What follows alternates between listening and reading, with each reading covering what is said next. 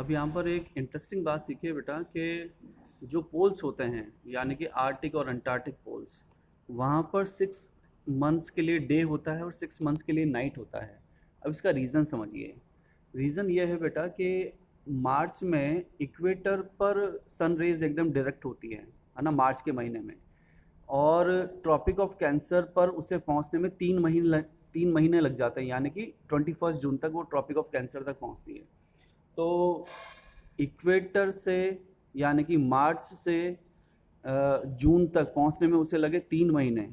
तो पहुंचने में 3 महीने लगे तो वापस से सन रेज को इक्वेटर तक आने में वापस से 3 महीने का ही ड्यूरेशन लगेगा। तो 3 + 3 कितना हुआ बेटा? 6 months.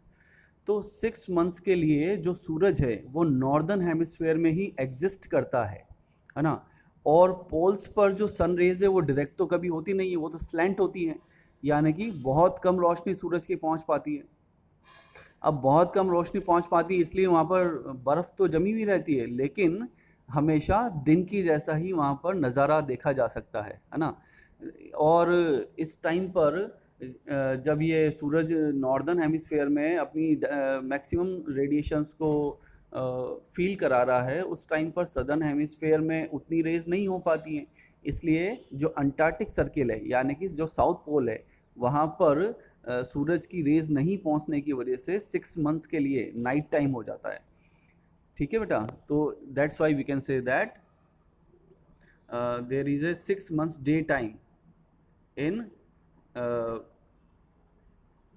Arctic Circle from March month to the October month, and 6 months night time between October to again March at the South Poles. Because when the sun is near Tropic of Cancer, it is visible from the North Pole for 6 months and it is day there. At the same time, the sun cannot be seen from the South Pole for 6 months, so it is night there. और ये आपका question भी है कि poles पर ऐसा क्यों होता है, तो इसके लिए आप ये आंसर भी वहाँ पर लिख सकते हैं, यानी कि मेंशन कर सकते हैं। ठीक है बेटा।